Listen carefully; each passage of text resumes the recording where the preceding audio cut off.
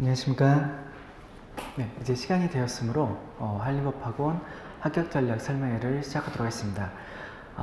사실 이제 너무 갑자기 추워져서 이제 얼마나 오실지 좀 걱정이 되긴 했는데 그래도 이제 합격하고자 하는 열정이 강하셔가지고 이 한파를 뚫고 오신 것 같습니다.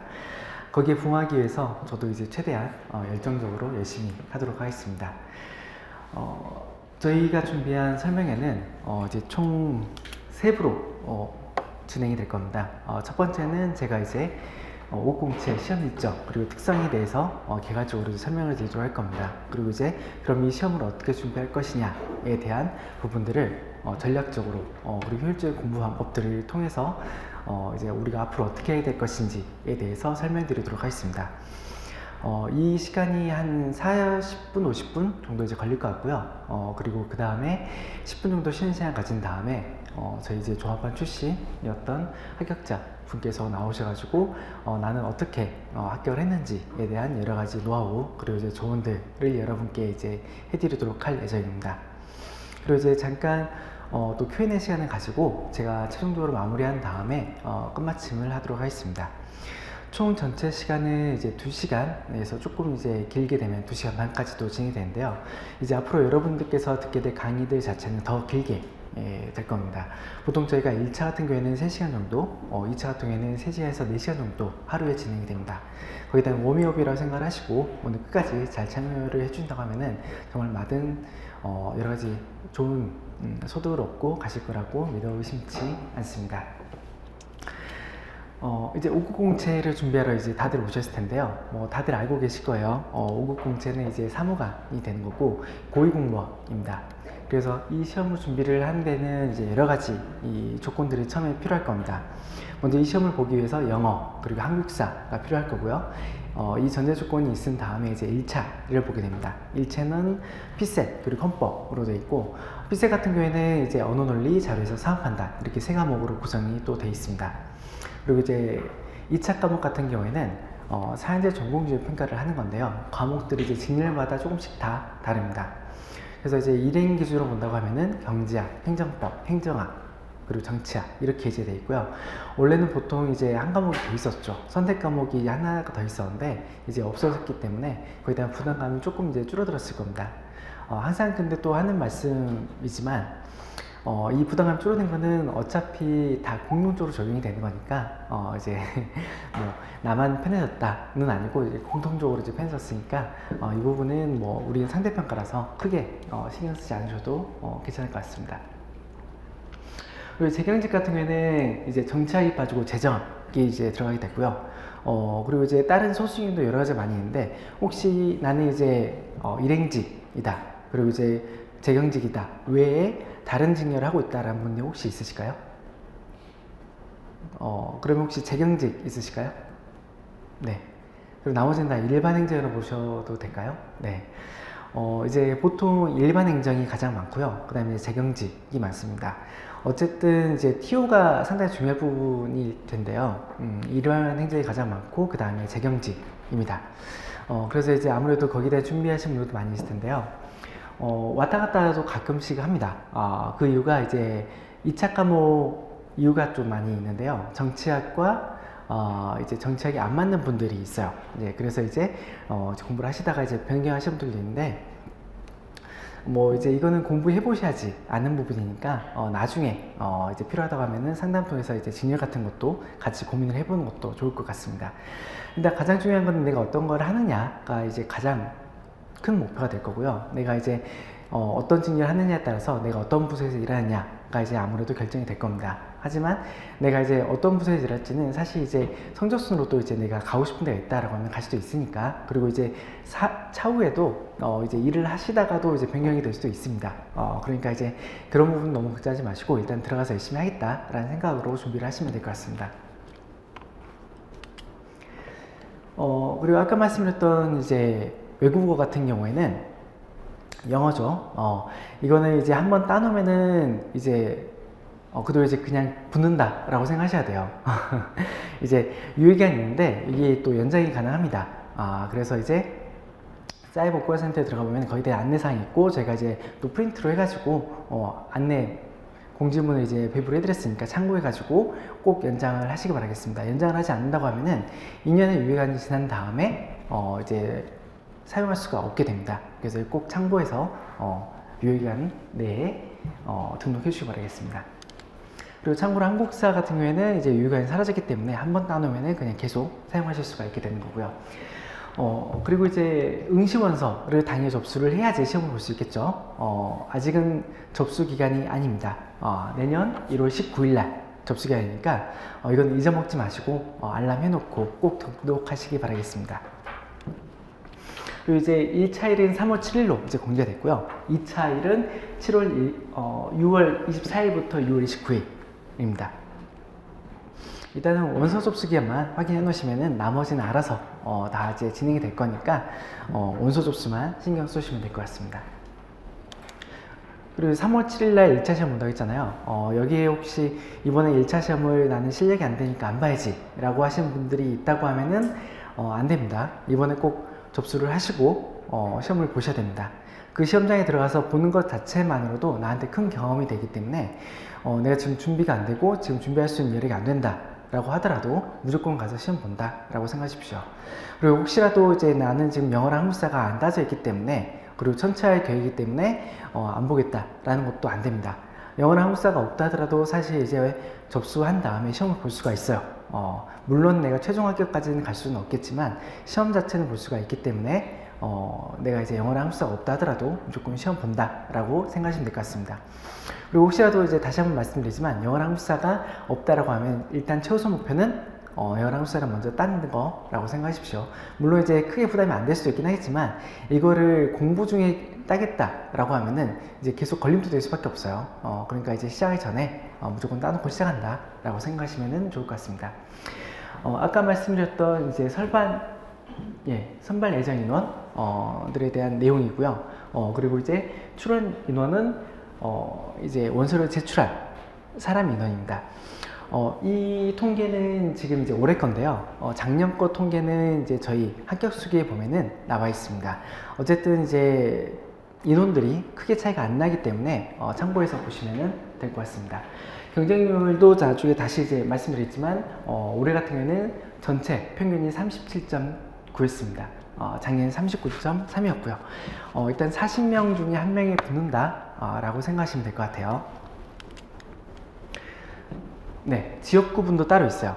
이번에는 그 전국과 지역이 따로 이제 모집을 하는데 지역 같은 경우에는 내가 이제 소재하고 있는 대학이라든가 아니면 살고 있는 지역에 따라서 지역을 선택해서 응시를 할 수 있습니다. 이 부분은 이제 좀 전략적으로 접근하시는 것도 괜찮은데요. 일단 TO 자체가 적긴 하지만 그만큼 이제 경쟁률이 좀 적고 컷이 낮다라는 장점이 있습니다. 난 지역 유지가 되고 싶다라고 하는 분들은 이제 지역직 하시는 것도 괜찮고요. 나는 큰 꿈을 가지고 펼쳐보겠다라고 하는 분들은 힘들더라도 전국직 하시는 것도 괜찮습니다. 그리고 지역직 같은 경우에는 아무래도 이제 그때그때마다 TO가 좀 다른 부분이 있어요. 그래서 모집이 아예 안 되는 때도 있고 TO가 좀 늘어날 때도 있고 하다 보니까 이거는 이제 공지를 잘 확인해 주셔야지 될 것 같습니다. 지역적은 특히나 이제 TO가 한 명, 두 명 늘어나는 거에 따라서 그 편차가 아주 큽니다. 그래서 이제 많이 뽑는다 라고 하면은 당연히 경쟁률이 확 떨어질 거예요. 물론 이제 그것도 시기에 따라 다르죠. 이제 TO가 적다라는 건 변수가 많이 있다라는 게 또 될 거예요. 그래서 이제 나는 이번에 많이 뽑으니까 쉽게 붙을 수 있겠다. 그런데 이제 다 그런 생각을 가지고 다 같이 몰릴 수가 있어요. 그렇기 때문에 조심해서 원서를 제출하셔야 될 겁니다. 네.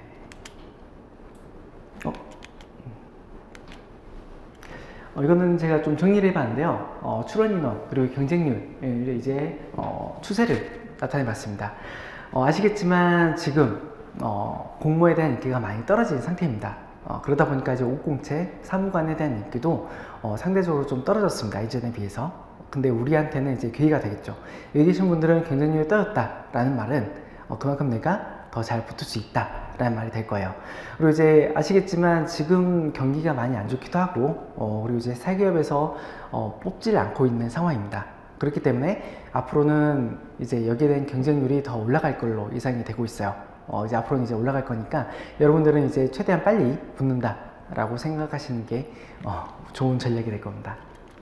여기 오신 분들은 정말 잘하신 거예요. 1차 선발은 약 7에서 8배수 정도가 됩니다. 처음에 좀 많이 뽑고 그 다음에 이제 2차에서 조금 더 이제 떨어뜨리고 2차에서는 1.3배수, 2.2배수 정도 뽑게 될 거예요. 그 다음에 3차에서 다시 또 거르게 되는 거죠.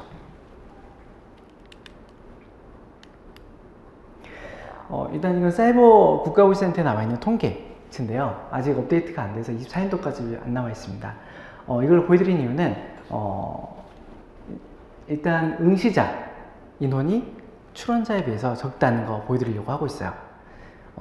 이 말은 출원자가 많이 있어도 실질 경쟁률은 그렇게 높지 않다라는 말이 됩니다. 그래서 이제 너무 두려워하지 마시고 이번에 1차에서 한번 나는 합격을 해보겠다는 목표로 해보시는 게 좋을 것 같습니다. 네, 성적 분포예요. 이제 올해는 80점에서 이제 컷이 나왔고 재경직 같은 경우는 79.16이었습니다. 최근 3개년 동안 이제 난이도가 좀 많이 낮다라는 평이에요. 그 전에 이제 많이 어렵기 때문에 이제 그렇죠. 근데 이제 이거는 우리는 상대평가입니다. 그렇기 때문에 난이도가 낮아졌다 하더라도 어차피 우리는 남들보다 잘 봐야 되는 건 변함이 없어요. 합격 컷은 이제 여기에서 이제 형성이 됩니다. 가장 많이 몰려있죠. 그래서 내가 이제 뭐 1점으로 떨어졌다. 그럼 엄청난 점수로 떨어진 거예요. 네. 그 사이에 엄청나게 많은 사람이 모여있기 때문에 이건 1차도 그렇고 2차도 그렇고 마찬가지입니다. 그래서 이제 최대한 열심히 하셔가지고 후회 없이 시험을 보셔야 돼요. 내가 1차를 붙는 것과 안 붙는 거는 나중에 이제 공부하시면서 아시겠지만 상당히 큰 차이가 있게 될 겁니다. 그리고 또 보여드리는 이유가 이 부분이 이제 있었어요. 이게 난이도가 좀 낮았을 때에는 이제 좀 하향 평준화된 부분이 있었죠. 네. 이때 이제 사람들이 이제 많이 몰려있다는 거는 위의 실질 경쟁률은 그만큼 낮았다는 거예요. 근데 이 부분들이 다 사라졌어요. 다 어디 갔을까요? 다 위로 올라온 거예요. 그러면 그만큼 우리의 경쟁률은 올라갔다는 거죠. 그래서 난이도가 단순히 떨어졌다고 해서 좋아할 만한 거는 아닙니다. 우리의 실질 경쟁률이 그만큼 올라갔다는 거죠. 다시 한번 말씀드리지만 뭐 피세에 대해서 부담감이 좀 많이 예전보다는 줄어들었어요. 난이도가 떨어졌으니까 그만큼 쉬웠다는 거죠. 근데 이거는 다 똑같이 적용이 된 겁니다. 우린 상대평가예요. 어쨌든 나들보다 잘 봐야 된다. 이제 앞으로도 이제 2차에서도 계속 말씀드릴 건데요. 이 부분을 이제 항상 유념하시고 열심히 준비를 해주십시오. 2차 선발, 아까 말씀드린 대로 약 1.3배수를 보게 됩니다. 네, 지방인재 채용 목표제, 양성평등 채용 목표제 이렇게 제도가 있어요. 이건 뭐냐면 이제 26년까지죠. 내년까지 이제 한시적으로 지금 적용이 되는 법률인데 아마 이건 계속 연장이 될 것 같아요. 양성평등 같은 경우에는 30%가 이제 채워지지 않는다. 한쪽이 너무 편중이 돼 있다 라고 하면은 추가로 10% 선에서 합격을 시켜주는 제도입니다. 마찬가지로 지방인재가 20%가 안 된다 라고 하면은 추가적으로 10%를 합격시켜주는 제도입니다. 근데 무조건 합격시켜주는 건 아니고요. 1차는 3점 내에서 2차는 2점 내에서 허용을 해주고 있습니다. 이거는 다른 사람들한테 피해를 주는 건 아니에요. 아까도 말씀드린 것처럼 추가로 채용하는 거이기 때문에 이제 합격자, 기존 합격자에는 피해를 주지 않고 추가적으로 합격을 시켜주는 겁니다. 근데 인원이 상당히 있죠. 네. 그래서 해당되는 분들은 잘 참고를 해주시기 바라겠습니다. 특히나 이제 1차 같은 경우에는 상당히 많이 혜택을 받고 있습니다. 이제 항상 또 처음에 시작하시는 분들이 이제 나이 때문에 또 고민하시는 분들이 있어요. 내 나이가 어느 정도 되는데 괜찮을까? 대부분은 다 괜찮습니다. 항상 이제 뭐 공부를 하면서 이제 35세 전까지만 붙으면 된다 라는 말들이 있어요.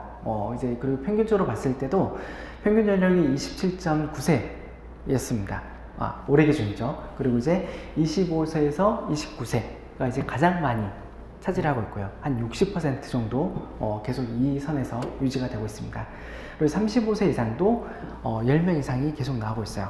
네, 그렇기 때문에 나이 때문에 이제 뭐 힘들다 그런 말은 하시면 안 되고 열심히 하시면은 합격을 할 수 있는 시험입니다.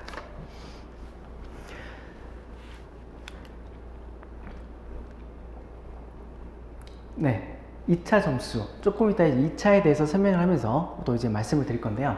이걸 보여드리는 이유는 이제 행정법, 행정학, 정치학, 경제학 같은 경우에 우리가 이제 또 어떻게 준비를 할 것인가에 있어서 전략적으로 우리가 확인을 해볼 게 있습니다.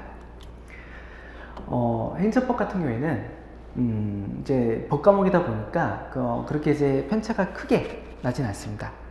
그리고 이제 보시면 아시겠지만 행정학, 정치학 같은 경우에도 응시자격증 평가도 그렇게 크지 않고 최저 점수도 이제 다 뭐 당연히 있긴 하겠지만 그렇게 크지 않습니다. 그 중에서 근데 보이는 게 경제학이 가장 점수 차이가 크게 나고 있습니다. 이게 올해 기준으로 해서 이렇게 나있는 건데 올해 같은 경우에는 그래도 이제 경제학 부분에서 보정이 좀 많이 들어가서 이 정도 차이가 나는 겁니다. 평소에는 더 차이가 많이 납니다. 근데 이건 어쩔 수 없는 부분이 있어요. 과목의 특성상 어쩔 수가 없습니다. 행정법이나 행정학, 정치학 같은 경우는 진짜 말 그대로 논문형 시험이라고 보시면 돼요. 그렇기 때문에 이걸 논리적으로 이제 전개하는 과정, 그리고 이제 안에 들어간 내용들이 다들 사람들마다 많이 다를 수밖에 없습니다. 그리고 이제 고득점 하기가 또 쉽지가 않습니다. 그 말은 여기서 이제 내가 두드러지게 잘하기 쉽지 않다는 거죠. 근데 이제 경제학 같은 경우에는 과목의 특성상 답이 정해져 있는 한문이라고 볼 수 있어요. 그 말은 전제, 도출과정, 풀이과정, 갑결론 이것만 제대로 다 쓴다 라고 하면은 실질적으로 이제 만점도 가능하다는 게 경제학입니다. 실제로 교점이 많이 나오는 게 경제학이에요. 그 말은 우리가 이제 2차 준비를 할 때 경제학을 신경을 써야 된다 라는 말이 될 겁니다. 물론 이거는 다 개별 편차가 또 있어요. 나는 경제학을 못하고 다른 과목으로 캐리해서 붙었다 라는 분들도 당연히 있고 나는 이제 경제학이 너무 싫어요. 다른 과목으로 합격하고 싶어요. 그렇게 하시면 그렇게 하면 돼요. 근데 이제 우리가 이제 말씀드린 거는 그리고 이제 설명에서 말씀드린 거는 정말 단연간에 합격생들하고도 얘기를 해보고 교수님들 학생들하고 얘기를 했었을 때 평균적으로 보니까 이렇게 되는 게 좋겠더라 라는 부분들을 말씀드리고 있습니다. 이 시험을 준비를 하면서 이제 당연히 시행착오 같은 게 있을 수밖에 없어요. 사람들마다 차이가 있을 수밖에 없어요. 근데 우리가 이제 그래도 효율적으로 전략적으로 공부할 수 있는 방법들은 있을 겁니다. 그래서 그런 부분에 대해서 말씀을 드리고 있는 거예요. 자, 이제 2차 넘어갔으니까 3차 면접이 되겠죠. 면접 같은 경우에는 지금 와서 걱정하실 필요는 없습니다. 면접은 지금 걱정하실 필요 없다라는 말은 보통은 다 2차 이후에 준비를 하게 될 겁니다. 그때부터 이제 스터디 조직해가지고 진행을 하게 될 거니까 지금부터 이제 걱정하실 필요 없고 그냥 이런 정도로 진행이 된다라는 것들만 참고를 해주시면 될 것 같아요. 그 이유에 대해서는 뒤에서 다시 한번 또 말씀드릴 겁니다. 뭐 직무영역 면접, 공직가치 인성 면접 이런 것들을 다 준비해야 될 건데 공직 면접이라는 특성 그리고 이제 스터디를 같이 조직을 해서 준비하는 특성 때문에 사실 여기서도 그게 크게 차이를 두드러지게 내기가 쉽지가 않습니다. 네. 그럼 이제 어떻게 되느냐? 면접 보게 되면은 우수, 보통, 미흡 이렇게 세 개로 나눠지게 돼요. 우수는 무조건 붙는 거, 미흡은 무조건 떨어지는 거. 근데 이제 우수랑 미흡은 사실상 거의 나오지가 않아요. 대부분 다 보통이라고 보시면 될 것 같아요. 그럼 이제 보통에서 이제 어떻게 선발을 하게 될까요? 아예 명시로 나와 있어요. 2차 성적 높은 사람부터 차례로. 어쩔 수 없어요. 네. 성적순입니다. 면접도 어차피 성적순이 될 수밖에 없습니다. 그렇기 때문에 우리의 전략은 2차 점수를 최대한 높게 받는다가 될 거예요. 1차 같은 경우에는 사실 이제 영향을 미치지 않아요. 2차에. 합격 컷만 넘기면 됩니다. 근데 이제 2차 같은 경우에는 최대한 우리가 점수를 많이 확보를 해야 돼요. 면접에서 영향을 미치기 때문에. 그리고 이제 만약에 내가 이제 턱걸이로 붙었다 라고 한다고 하면 나는 이제 우수를 받아야 될 거예요. 근데 그러면 당연히 더 긴장이 될 거고 어쩔 수가 없는 상황이 벌어지게 될 겁니다. 그렇기 때문에 3차 면접의 최고의 보험은 2차 성적이라고 시험이라고들 많이 얘기를 합니다. 네, 그럼 이제 어떻게 하면은 이 시험들을 준비를 할 것인가에 대한 부분을 얘기를 해야 될 거예요. 그리고 잠깐 이제 말씀드리자면 이제 피셋에 대한 여러 가지 공지가 나왔어요. 피셋이 이제 여러 가지 분야로 많이 나가게 될 거다. 27년도부터 이제 제도가 개편이 되는데요. 너무 이제 이런 거는 신경 쓰지 않아도 될 것 같아요. 우리는 이제 2차 시험 그냥 보면 되는 거고, 제도가 개편이 된다 하더라도, 우리가 이제 보는 시험은 크게 변동이 일어날 것 같지는 않습니다. 우리가 아직 공식, 세부적인 발표가 나지 않았기 때문에 일단 변화가 있을 거다라는 정도만, 이제 참고하시면 될 것 같아요. 일단 심화 기본 이렇게 두 개로 나눠지는데 저희가 보는 시험은 이제 심화가 될 거고요. 7급 시험이 아마 기본이 될 것 같아요. 그리고 이제 또 저번 주에 발표가 난 게 있는데 9급에도 이제 피셋이 도입된다 라고 이제 발표가 났어요. 그렇기 때문에 우리가 이제 피셋 준비를 하게 되면은 이제 여러 가지에서 많이 쓰실 수가 있게 될 겁니다. 그래서 이제 피셋 공부 열심히 하시면은 좋을 거예요. 근데 이제 항상 드린 말씀인데 우리가 이 시험 준비를 한다고 했었을 때 항상 우리가 이제 도주 루트라고 하죠. 탈출 전략 그런 것들을 많이 생각하실 거예요. 이 시험이 안 된다고 하면은 우리가 어떤 거로 이제 준비를 할 것이냐. 근데 이제 이 시험 자체가 사실 너무 어려운 건 맞습니다. 그렇기 때문에 다른 거를 생각하시면 안 돼요. 난 무조건 이 시험 붙어가지고 나가겠다 라고 이제 생각을 하고 배수에 재미치고 준비를 하셔야지, 내가 이 시험 안 되면 다른 걸 준비해야지 라고 생각하는 순간 힘들 때 더 흔들리게 될 거예요. 그렇기 때문에 흔들지 마시고 이제 꾸준히 나가시면 됩니다. 1차 시험은 우리가 이제 하루 종일 보는 시험이 될 거예요. 오전에 이제 1교시 때 헌법, 언어를 보게 되고 2교시 때 자료, 3교시 때 상황 판단 이렇게 보게 됩니다. 끝나고 나면 거의 저녁에 이제 다 되게 될 건데요. 이렇게 하루 종일 보는 시험이다 보니까 여기에 대한 전략도 세워놓고 시험장에 들어가셔야지 될 겁니다. 이런 부분들도 이제 너무 고짜실 필요 없고 우리가 이제 나중에 전국 모의고사를 보게 될 거니까 그거를 이제 한두 번 보게 된다라고 하면은 당연히 거기에 대한 전략을 세우실 수가 있게 될 거예요. 그리고 또 참고적으로 이제 1교시, 그러니까 이제 두 과목을 동시에 보게 되는데요. 헌법이랑 언어를 이제 같이 보게 됩니다. 그렇기 때문에 여기에 대한 것도 생각을 하셔야지 될 거예요. 헌법을 보고 난 다음에 언어를 바로 본다라는 거는 이제 여러 가지 문제가 생길 수가 있어요. 일단 전체 시간 자체도 길 뿐더러 헌법은 절대평가입니다. 근데 내가 이제 60점을 못 넘는다 라고 생각이 드는 순간 멘붕이 올 거예요. 그럼 이제 바로 풀어야 되는 언어에서 영향을 받을 수밖에 없어요. 그래서 이제 헌법 같은 경우에는 70에서 80점 이상을 맞는다 라는 목표로 공부를 하셔야지 됩니다. 60점 패스제긴 해요. 그렇지만 7, 80점 이상을 맞아야지만 된다 라는 목표를 준비한다는 것은 그만큼 더 준비를 한다는 거죠. 어떤 변수가 있다 하더라도 나는 6점을 무조건 넘는다 라는 생각을 가지고 있다고 하면은 당연히 피셋에서 흔들리지 않고 풀 수가 있을 겁니다. 그럼 이 헌법은 또 어떻게 준비를 할 것이냐. 헌법이라는 과목 자체를 너무 두렵게 생각하지 않으셔도 괜찮아요. 이 전체 과정에서 가장 쉬운 게 헌법입니다. 법과목의 객관식은 그냥 단순 암기라고 보시면 돼요. 우리 단순 암기 잘 하잖아요.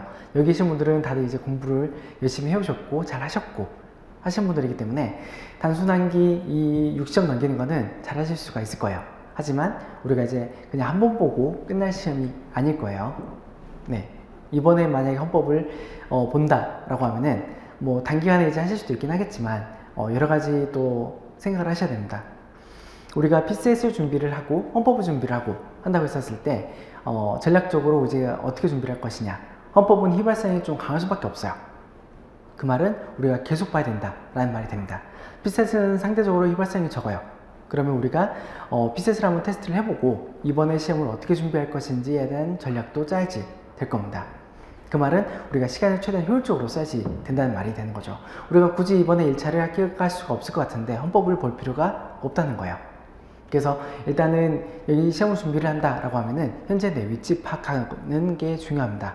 그래서 테스트를 한번 해보시고 내가 이번에 올해 1차 시험을 어떻게 볼 것인가에 대한 부분을 고민해 보시고, 만약에 그런 게 힘들다라고 하면은 상담 신청 하셔가지고 저희랑 같이 계획을 잡아보시는 것도 좋은 방법이 될 겁니다.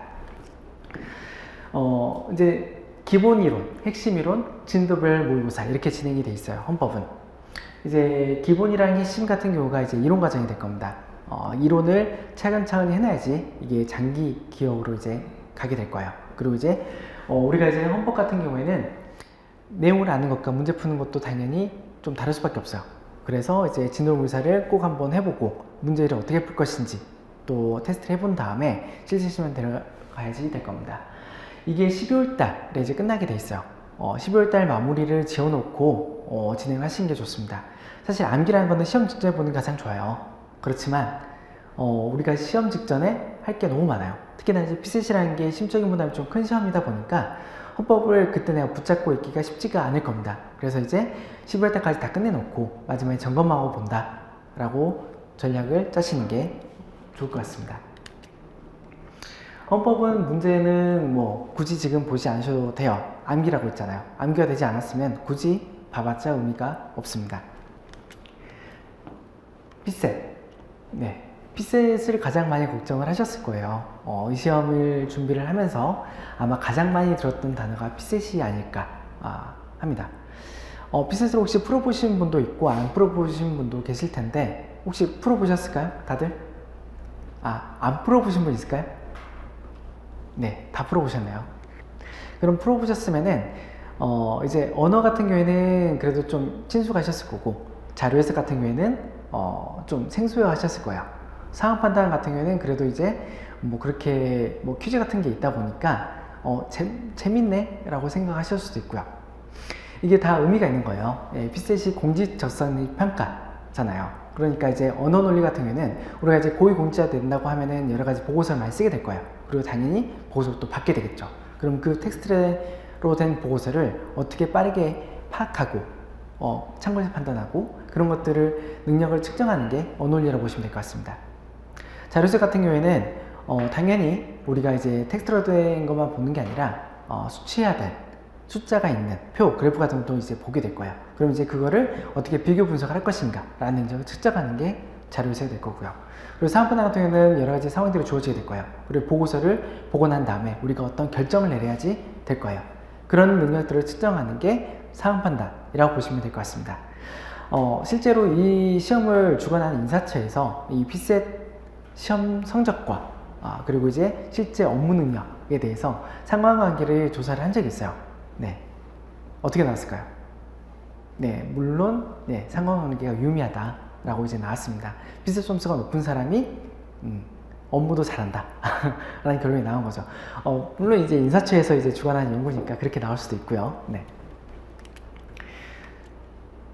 언어 논리. 아까도 말씀드린 것처럼 이제 친숙하실 거예요. 네, 지금 자료를 나와드렸는데 샘플로 이제 언어 논리 문제랑 자료 해석 문제, 사무당 문제를 제공을 해드렸습니다.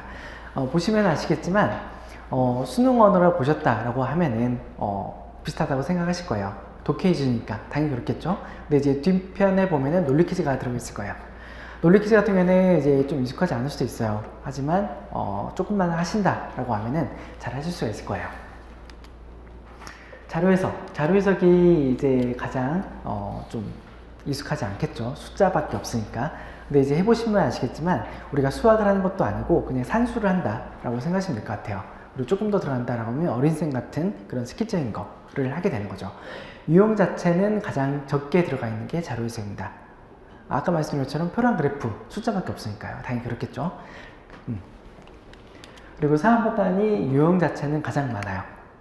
여러 가지 유형들이 많이 있는데 어쩔 수 없죠. 많은 유형들을 풀어보면서 적응력을 키우는 방식으로 접근을 해야지 될 겁니다. 그럼 이제 이 시험을 어떻게 준비를 할 것이냐. 피셋이라는 거는 사실 처음에 준비를 할 때 여러 가지 얘기를 많이 들으셨을 거라고 했잖아요. 그 중에 하나가 뭐 공부를 해도 안 된다. 그래서 접은 사람도 있다. 라는 말도 들어보셨을 거예요. 하지만 근데 이 말들은 예전에는 뭐 그렇게 이제 틀리다고 할 수는 없었어요. 실제로 이제 그런 분들도 많이 있었고, 공부를 어떻게 할지 잘 몰랐기 때문에. 근데 이제는, 그렇게 안 됩니다. 공부하면 분명히 붙을 수 있는 시험이 됐어요. 그 이유가 이제 기출문제가 많이 쌓였기 때문에 그래요. 기출이 많이 쌓였기 때문에 그게 분석이 됐어요. 문제들을 유효화시키고, 그 다음 적응법, 풀법들이 이제 다 나오게 된 거죠.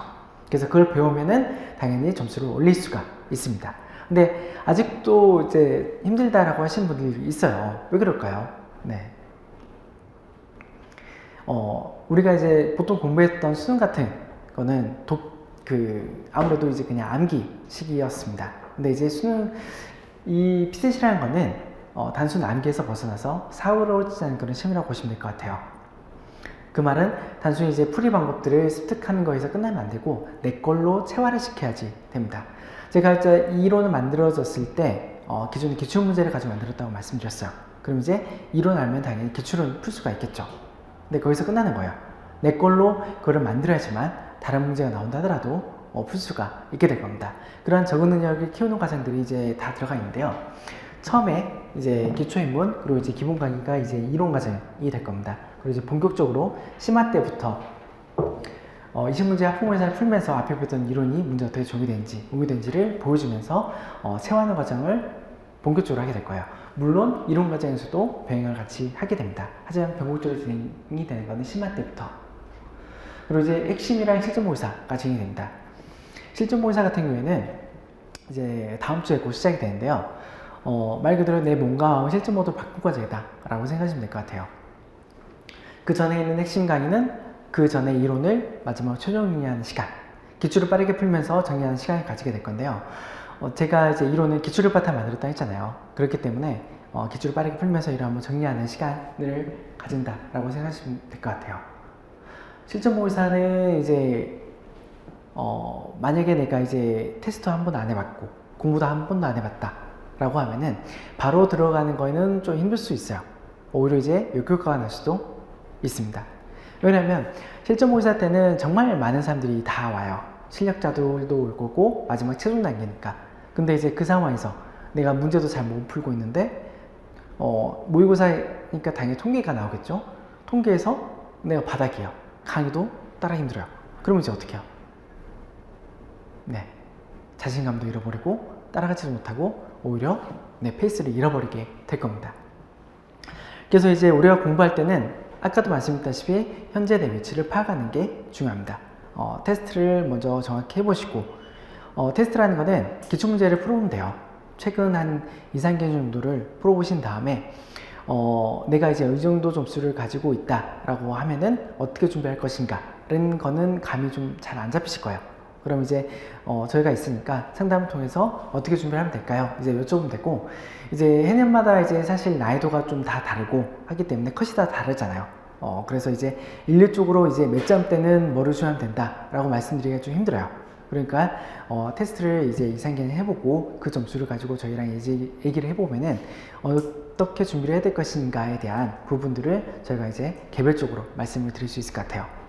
그래서 이제 테스트를 만약에 안 해보신 분들이다 라고 하면 테스트를 꼭 해보시고 이제 끝나고 난 다음에 상담 시작하신 다음에 내가 이제 이번에 1차를 어떻게 준비를 해야 될 것인가에 대한 부분들을 상담 받으시면 좋을 것 같습니다. 그리고 이제 통합실전 조무사가 다음에 또 있어요. 2월달에 이걸 말씀드렸던 이제 시험 운영을 어떻게 대비를 할 것이냐를 이때 이제 준비를 하시는 거죠.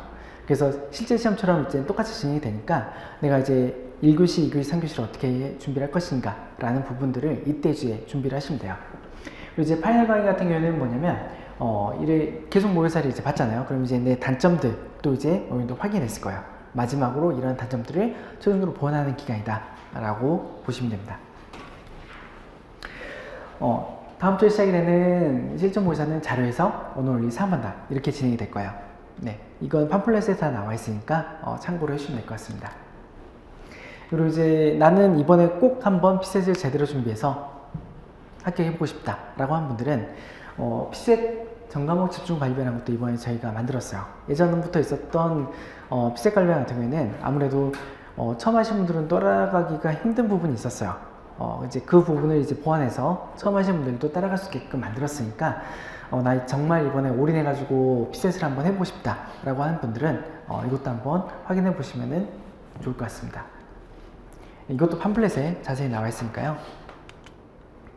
네, 이제 2차 시험입니다. 제가 이제 1차는 합격한만 남기면 된다고 했잖아요. 2차가 본게임입니다. 2차는 최대한 우리가 점수를 많이 확보를 해야 되는데 일단 시험부터가 달라요. 네, 1차는 하루에 다 본다고 했잖아요. 2차는 4일 동안 봅니다. 근데 중간에 또 하루 쉬는 시간이 있어서 5일 동안 이제 본다고 보시면 될 것 같아요. 시험 끝나고 나면 정말 많이 힘드실 거예요. 이게 답안지입니다. 처음에는 이 답안지를 어떻게 채워야 될지 감도 안 잡히실 거예요. 그냥 빈 페이지예요. 이거를 10페이지를 2시간 안에 다 채워야 돼요. 당연히 처음에는 힘들죠. 이제 이것도 연습을 통해서 진행하신 겁니다. 앞에 초안 작성이라고 되는 거 있는데 이건 이제 목차 잡고 뭐 견제 같은 경우에는 미리 계산 한번 해보고 이걸 가지고 답안을 채우는 과정을 하시게 되는 겁니다. 그럼 이제 2차를 어떻게 준비를 할 것이냐? 제가 이제 말씀드렸던 과목들 있잖아요. 4과목들. 1인 기준에서 경제학, 행정법, 그리고 행정학, 정치학. 이 4과목들을 1년 반 정도의 기간을 가지고 계속 돌리게 될 겁니다. 우리는 순환과정이라고 얘기를 많이 하는데요. 한 번에 다 해결할 수 없기 때문에 이렇게 계속 반복적으로 보는 과정을 하게 될 겁니다. 사실 말이 안 되는 시험이에요. 사인제 전공기준 평가를 하는 과목이 4과목이에요. 단순 계산만 하더라도 16년짜리를 우린 1년 반에 다 끝내야지 됩니다. 그래서 공부를 해보시면 아시겠지만 사실 너무 힘들어요. 특히나 이제 우리가 2차만 하는 것도 아니고 1차도 해야 됩니다. 이 고시초는 하루에 3타임으로 나누게 될 거예요. 하루를 이제 오전, 오후, 저녁 이렇게 3개로 나눠지게 되는데 오전에는 우리가 이제 방금 봤었던 1차 과목 그리고 오후나 저녁에 2차 과목 그럼 이제 하루에 2타임을 강의를 듣게 되는 건데 거의 하루 종일이에요. 그리고 한 타임을 이제 하루 종일 공부했던 그거를 정리하는 시간을 가지게 됩니다. 물리적으로 이제 많이 힘들 거예요. 체력적으로 많이 힘들 거고 이제 우리가 할 수 있는 방법은 최대한 버티면서 이제 1차를 최대한 빨리 끌어올린다가 될 겁니다. 네, 2차가 이제 예비순환, 1순환, 2순환, 3순환, 4순환 이렇게 진행이 되는데 저는 이제 보통 피라미드를 쌓는 과정이라고 얘기를 많이 드려요. 네, 예비순환 때 이제 넓게 공부를 하면서 베이스를 쌓는 거죠. 그리고 배웠다는 전제 하에서 조금 더 심화된 내용을 쌓아 올라가게 될 겁니다. 네, 그리고 이제 점점 심화가 되고 실력도 이제 올라가게 되는데 그 이유 중에 하나가 답안 작성을 하기 때문에 그래요. 예비순환 때는 그냥 맛보기식으로 이제 모의사를 보게 될 텐데 1순환 때부터는 본격적으로 3일에 한 번씩 시험 보게 됩니다. 2순환 때는 이틀에 한 번, 3순환 때는 매일. 당연히 1차도 모의고사가 중요하죠. 근데 이제 2차는 사실상 모의고사의 싸움이라고 보시면 돼요. 내가 답안을 얼마나 많이 작성했느냐가 내 실력을 가늠하는 척도가 될 수도 있습니다. 그 정도로 이제 답안 작성하는 게 중요하다고 보시면 될 것 같아요. 어차피 우리가 답안을 가지고 평가를 받는 시험을 준비하는 거예요. 그럼 그만큼 답안이 중요하겠죠. 근데 이제 그 답안을 또 강조하는 이유가 뭐냐면 2차 답안을 쓰는 과정 자체가 그 부분을 이해하고 정리하고 암기하는 복합적인 과정을 동시에 하게 될 겁니다. 단순히 테스트한다 에서 끝나는 게 아니라 공부하는 과정이 이제 답안을 쓰는 과정이 되는 겁니다. 그리고 이제 그렇게 답안을 쓴다 라고 하면은 당연히 내가 알고 모르는 거에 대해서 정리가 될 거예요. 내가 어떤 부분 잘 모르는구나, 어떤 부분 잘 아는구나. 그럼 이제 공부할 때도 있어서도 어떤 포인트, 초점을 우리가 잡고 진행을 하실 수가 있게 됩니다. 그렇기 때문에 답안 작성이 중요하게 되는 거죠. 그런 답안을 작성하는 게 이제 1순환 때부터가 되는데 그렇기 때문에 이제 1순환 때 체감량도 많이 올라가게 될 거예요. 그러면 2순환 때는 당연히 처음 해요. 다들 전부 다. 근데 이제 2순환 때는 두 번째 보는 거죠. 근데 그만큼 내가 알고 있냐? 그러지 않을 거예요. 근데 그게 또 느껴지는 게 답안 작성을 하게 되니까 당연히 내가 이제 모르는 게 많다라는 게 느껴지게 되는 거죠. 그래서 1순환 때 체감력도가 확 올라간다라고 생각하게 될 거예요. 또 하나가 또 뭐냐면 이때가 되면은 2차 끝난 분들이 또 합류를 하게 돼요. 그러면 거기서 또 모의고사를 같이 보게 되는 거죠. 그럼 성적에서 내가 또 밀릴 수밖에 없어요. 처음 하신 분들은. 그렇기 때문에 많이 힘들어 하시는데 항상 시험 볼 때는 일일비에 하지 말라고 얘기를 드리고 있어요. 네. 시험은 이제 단순히 내가 성적을 보기 위한 게 아니에요. 내가 공부하는 과정이 될 겁니다. 그리고 2순환 때는 시기적으로 힘들어요. 왜냐하면 지금 이 시기가 2순환 시기예요. 그러면 우리가 또 뭘 준비를 해야 될까요? 필사수 준비를 해야죠. 곧 있으면 1차 시험이 있으니까. 먼저 1차가 통과를 해야지만 우리가 2차 시험 볼 수가 있을 거예요. 그래서 우선 목표는 1차가 될 거예요. 그러면 1차가 제대로 준비 안 돼 있다? 그러면 1차는 먼저 하는 게 맞아요. 그래서 이제 문제가 생기게 되는 거죠. 이 순환 기간이 이렇게 진행이 될 거예요. 길게 보면 4개월 정도가 될 겁니다. 이 4개월 기간 동안에 2차를 보지 않는다? 그러면 우리가 3순환 시작했을 때 어떻게 될까요? 1차는 2차와 다르게 휘발성이 강해요. 1차 같은 경우에는 피셋은 내가 한번 실력을 올려놓는다 라고 하면은 이걸 어느 정도 유지할 수가 있어요. 아까도 말씀드렸다시피 사고를 치는 시험이다 보니까 내가 한번 실력을 올려놓으면은 유지하기 쉬운 거예요. 그래서 한 번 붙은 사람이 계속 붙는 경향이 나오는 게 1차 시험입니다. 그렇다 해서 너무 안심하시면 안 되고요. 근데 2차 같은 경우에는 휘발성이 강해요. 왜 그러냐면 암기해야 될 게 많이 있거든요. 그 말은 지속적으로 이제 계속 공부를 해야 되는 게 2차 시험이라고 보시면 돼요. 근데 그게 끊기는 게 이 기간이 되는 겁니다. 근데 합격생들하고 얘기를 해보면은 이 기간 동안에 2차를 공부했던 분들이 다 합격을 해요. 당연한 거겠죠. 네. 근데 그러면 또 이렇게 생각하시는 분들이 있을 거예요. 그럼 난 무조건 1, 2차를 같이 준비를 해야지. 아니에요. 네. 1차가 준비가 돼 있는 분들이 이제 2차를 준비를 하는 거예요. 그래서 지금 오신 분들은 지금 피셋을 최대한 집중해서 이번에 1차를 붙어보겠다라는 목표로 준비를 하시는 게 맞고요. 우리가 이제 내년이 되겠죠? 내년에 1차가 끝나고 나서 운이 좀 2차도 들어가겠죠? 그러면은 그 다음에 우리가 이때 이제 2차를 준비를 한다 라고 생각하셔야 돼요. 그러려면 우리가 1차를 잘 탄탄하게 다져놔야지 이때 2차를 보실 수가 있게 될 겁니다. 그리고 3순환 매일 시험 보는 기간이 이제 3월 달에 시작이 될 겁니다. 네, 정말 힘들 거예요. 이때는 다 좀비가 돼요. 뭐 다른 사람 신경 쓸 여력도 없어요. 다들 신경도 날카로워지고, 네, 이때 약발로 이제 버틴 분들도 많이 나오죠. 그렇게 하셔야지 됩니다. 힘들어야 되는 게 이 시험이에요. 만약 힘들지 않다, 공부하고 있는데 힘들지 않아요, 그럼 이제 내가 뭔가 잘못하고 있다 라고 생각하시면 될 것 같아요. 그때 또 찾아오세요. 어떤 부분이 잘못됐는지 말씀을 드리도록 하겠습니다. 이렇게 3순환기 매일 이제 시험 보고 4순환 때 최종 정리하고 이제 들어가면은 이제 2차 시험이 되는 거죠. 그럼 이제 끝나는 거예요. 그럼 이제 3차 면접을 준비하게 되는 거죠. 근데 이 사이클이 한 번에 끝나는 게 쉽지가 않아요. 물론 한 번에 끝낼 수 있죠. 그리고 그게 가장 좋은 거죠.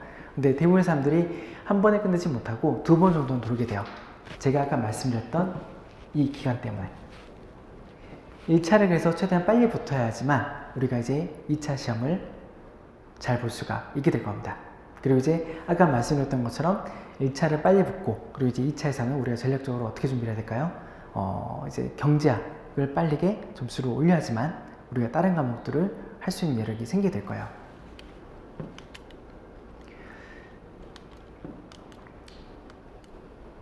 네, 이걸 보여드리는 이유는 우리가 가지고 있는 시간과 에너지는 한정적이에요. 우리가 소비할 수 있는 거는 당연히 정해져 있어요. 그럼 우리가 1차 공부할 때, 2차 공부할 때, 그리고 과목별로 공부할 때 당연히 어떤 거를 이제 많이 한다 라고 하면은 어떤 부분은 포기할 수밖에 없어요. 그렇지 않을까요? 그렇다고 하면 아까 말씀드린 대로 우리가 피셋을 최대한 빨리 올려야지 휘발성이 적은 거죠. 그러면은 2차를 투자할 수 있는 여력이 높아지게 될 겁니다. 그리고 이제 경제학이 상대적으로 휘발성이 적어요. 2차 과목에서는. 그러면 경제학을 빨리 올리면은 우리가 다른 과목들을 할 수 있는 여력이 생기게 될 겁니다. 그리고 이제 이건 공부 기간 중에서 항상 말씀드린 건데 우리는 이제 변수를 없애야 돼요. 삶을 단순화시켜야지 공부에 집중할 수가 있게 될 겁니다. 근데 제가 했던 말들은 여러분들은 사실 어느 정도 다 알고 있어요. 여기 계신 분들은 다들 공부를 열심히 하셨고 잘하신 분들이니까 어떻게 하면 공부를 잘할 수 있는지 알고 있는 분들이에요. 근데 문제는 이거를 지속적으로 하기가 쉽지가 않다는 거죠.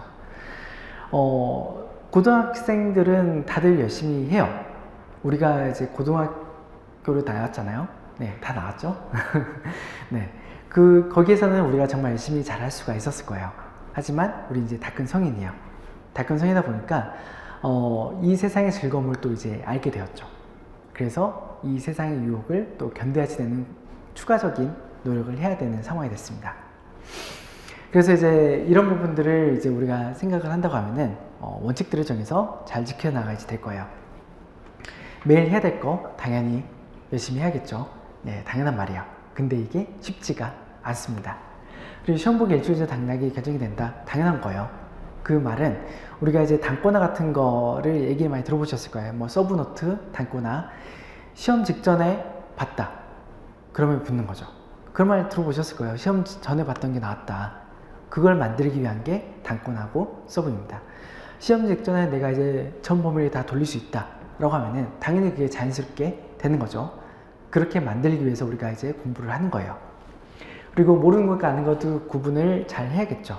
그래야지 우리가 앞으로 공부를 할 때 어떤 부분에 강점을 실을지 조절할지를 알 수 있을 거예요. 근데 그걸 하려면은 아까 말씀드린 것처럼 모의고사 답안을 계속 잘 작성을 해야지 그런 것들을 알 수가 있게 될 겁니다. 그리고 다시 말씀드리지만 우리 삶의 변수를 줄여야 돼요. 삶을 단순화시켜야지 이 모든 것들을 잘 하실 수가 있게 될 겁니다. 예, 당연한 말들을 했죠. 네, 하지만 이거를 하기가 쉽지가 않을 겁니다. 그래서 저희가 이제 도움을 드리려고 하는 건데 매일매일 체크를 할 거예요. 아침에 언제 오는지 그리고 언제 나가는지 그런 것들을 체크를 하게 될 거고, 그리고 이제 온라인으로도 저희가 체크를 하게 될 겁니다. 단톡방이 개설이 될 거예요. 그래서 거기서 이제 참여를 하신다라고 하면은 이제 언제부터 공부를 시작하고 언제부터 공부를 끝냈는지 그리고 어떤 거 공부를 했는지 라는 것들을 사진 찍어서 이제 공유를 하게 될 거예요. 그것들을 저희가 확인을 하게 될 겁니다. 그리고 이제 통계가 당연히 또 나갈 거예요. 시험 보면 당연히 통계가 나가죠. 그 통계들을 이제 계속 이제 확인하면서 공부를 하시면은 이제 자극도 되고, 그리고 이제 거기에 소소한 즐거움도 느끼고 하면서 계속 지속적으로 공부를 하실 수가 있게 될 겁니다. 그러기 위해서 저희가 이제 장학금도 마련했어요. 그래서 내가 이제 열심히 한다 라고 하면은 상금 받으면서 번쩍 뽑고 공부하실 수 있게 되는 거죠. 그리고 이제 실력점검 모의사를 저희가 주기적으로 또 시행하게 될 겁니다. 그래서 이제 1차 같은 거, 2차 같은 것도 중간중간 점검을 통해서 내가 어떤 위치인지 확인하고, 그럼 이제 이 위치 확인한 다음에 어떻게 공부할 것인지에 대한 부분들을 이제 저희 매니저 통해서 이제 확인하게 될 거예요. 매니저 분들은 뭐냐면 합격자 분들로 구성이 되어 있는데, 이제 이 시기가 많이 힘든 거는 당연하죠. 네, 그럼 먼저 지나간 선배들은 어떻게 이제 했을까라는 것들이 또 궁금하게 될 거예요. 그런 것들을 상담을 통해서 해결하시면 될 것 같습니다. 그리고 이제 스터디 같은 것도 이제 조직이 돼서 진행이 될 건데, 스터디도 저희가 합격자 분들을 모셔가지고 조장처럼 이제 들어가게 될 거예요. 스터디는 자기 통제 수단을 보시면 돼요. 이걸 한다고 해서 무조건 붙는 것도 아니고, 안 한다고 해서 떨어진 것도 아니에요. 하지만 도움은 될 수가 있을 겁니다. 네, 그래서 이제 참여하셔가지고 스터디를 한번 진행해 보시고 맞으면은 쭉 하시면 되고, 아니면은 뭐 혼자서 하셔도 괜찮습니다. 근데 어쨌든 학위자분께서 이제 오시니까 그런 것들 조언도 많이 또 구할 수가 있겠죠. 네, 그리고 이제 가장 좋아하는 거는 사실 복수 동영상을 가장 좋아하시더라고요. 근데 복수 동영상은 항상 말씀드리지만 주의하셔야 돼요. 우리가 이제 실강으로 쭉 따라가라고 말씀드리는 이유가 있어요. 일단 실강으로 따라가게 되면은 강제적으로 하루의 진도가 정해져요. 그리고 예복습을 할 수 있는 시간이 확보가 돼요. 근데 이제 인강으로 만약에 진행한다 라고 하면은 이런 부분들이 무시되기가 쉬워요. 예복습 안 하고 그냥 쭉 강의만 듣기가 쉽게 되는 거죠. 그리고 이제 인강 들으면 당연히 우리가 또 효율적으로 공부를 하려고 하잖아요. 막 배속으로 붙게 되고 몰아서 붙게 되고, 그러면은 이게 또 남지가 않습니다. 근데 가장 중요한 건 뭘까요? 모의고사를 안 본다는 게 문제예요. 그리고 이제 본다 하더라도 저희가 원격 채점반이 있으니까 온라인으로 시험 볼 수가 있어요. 근데 이제 우리가 계속 지켜보니까 채점을 하기 위해서 제출해야 되는데 제출률 자체도 확실히 떨어져요, 온라인이. 그리고 이제 피드백을 저희가 해드리거든요. 채점해서 보내드려요. 근데 이거를 안 봐요. 그렇기 때문에 일단 처음에는 일단 힘드시더라도 실강으로 무조건 한 번은 쭉 돌리시는 게 도움이 많이 되실 겁니다. 그러면서 답안 작성을 한 번에 끝내는 게 아니라 일시답안 최고답안이라는 게 나가니까 이것들을 가지고 다시 한번 나만의 최고답안을 만들어 본다 라는 생각으로 힘들더라도 해보시면은 점점 이제 속도가 또 붙게 될 거고 실력도 올라가면서 답안 작성하는데 크게 힘들어지지가 않게 될 겁니다. 근데 이러려면은 답안을 작성을 해야겠죠. 네, 이렇게 해서 이제 뭐 실강 따라가면서 답안 작성하고 스터디 매니저가 도움 주고 튜터가 이제 이끌어주고 하시면서 계속 하다 보면은 1년 반이라는 시간이 후딱 지나야 될 겁니다. 이런 시간들이 쉽진 않을 거예요. 하지만 계속 하다 보면은 네, 어느 순간 되실 겁니다. 그리고 이제 여기 오신 분들 이제 보시면은 이제 쿠폰 저희가 나와드렸어요. 네, 힘든 발걸음 하셨으니까 쿠폰을 발급해 드렸으니까 이거 가지고 등록하신다라고 하면은 저희가 이제 추가적으로 10만 원 얼마 안 되긴 하지만 네, 할인해 드리고 있고요. 네, 이상으로 해서 저희가 이제 준비한 내용들을 이제 설명을 드렸습니다. 그럼 이제 이 과정들, 이 힘든 과정들을 거쳐가지고 합격하신 분을 이제 2부에서는 모시고 이제 어떻게 이분 합격했는지에 대한 부분들에 대해서 듣고 질문을 한 다음에 제가 마지막 최종 정리를 하도록 하겠습니다. 시간이 꽤 많이 지났습니다. 이제 잠깐 쉬었다가 3시부터 2부 합격생 모시고 진행하도록 하겠습니다. 수고하셨습니다.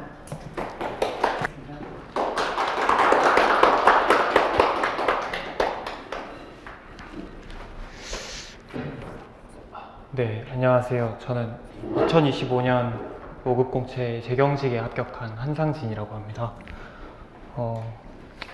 제가 작년까지만 해도 여기 서서 여기서 강의를 들었었는데 이 자리에서 이렇게 설명을 할 수 있게 돼서 영광입니다.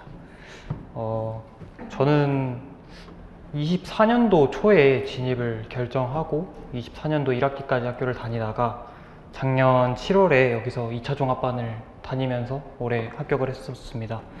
그래서 제가 짧은 수험 기간을 거쳤기 때문에 제가 설명드리는 방법들이 이게 공부에 대한 정답이 아니라고 일단 먼저 말씀을 드리고 필요하신 부분만 어떻게 이렇게 발췌해서 조금 수험 기간에 조금 도움이 됐으면 좋겠습니다.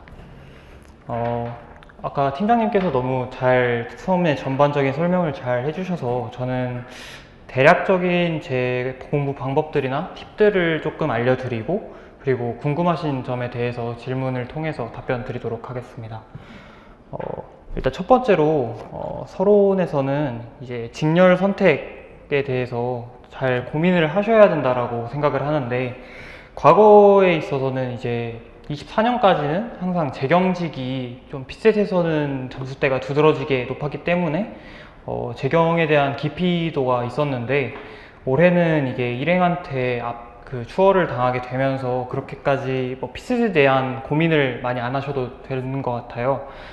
그래도 자기가 이제 공부를 하면서 커트라인을 넘을 수 있게끔은 공부를 항상 하셔야 되기 때문에 직렬별로 커트라인이 어떻게 형성되어 있고 내가 그 연도에 시험을 봤을 때 어떤 점수를 받았는지를 전반적으로 판단을 해가지고 고려를 하셔야 될 것 같고 그리고 일행 재경직은 되게 대형 직렬이라고 60명 이상 선발하는 대형 직렬임에 비해서 소수 직렬들을 선택을 하게 되면 되게 그 선발 인원이 항상 변동적이기 때문에 조금은 당황스러울 수도 있을 것 같아요. 이게 1월 정도에 항상 발표가 되기 때문에 되게 당황할 수도 있으니까 이런 거는 진입하실 때 많이 직렬을 선택하시면 될 것 같고 저는 이 시험에 진입하면서 나만의 마지노선을 항상 정했었는데 저는 2년 정도를 공부를 하고 2년 이후에도 제가 어떻게 합격할 가능성이 없다라고 판단이 되면 과감하게 접고 다른 공부를 할 거라고 이제 생각을 했었기 때문에 이게 마지노선이 만약에 길게 설정이 되면 자기가 공부를 할 때 있어서 집중도라든지 밀도가 항상 옅어지기 때문에 준비를 하실 때 내가 최대 몇 년까지 준비를 하겠다라는 마지노선을 항상 설정해 두시는 게 좋은 것 같습니다. 그리고 항상 이게 5급 공채라는 시험이 누구는 1, 2년 단기간 만에 붙지만 평균적으로는 3.7년 정도의 시간이 걸리기 때문에 중간에 내가 어떤 동기가 많이 흩어지게 되면 이게 내가 왜 공부를 해야 되지라는 이런 의문감이 항상 들 수가 있기 때문에 중간중간 내가 꼭 사무관이 되어야 하는 이유에 대해서 한 번씩은 상기를 해보시고 되게 인사혁신처에서 연수원에서 어떻게 그 수습 사무관들이 어떻게 연수를 받는지에 대한 그런 동영상이 1시간짜리가 있는 걸로 알고 있어요. 저도 그걸 보면서, 쉴 때 그걸 보면서 되게 동기부여를 많이 받았기 때문에 한 번씩은 그걸 참고하면 좋을 것 같습니다.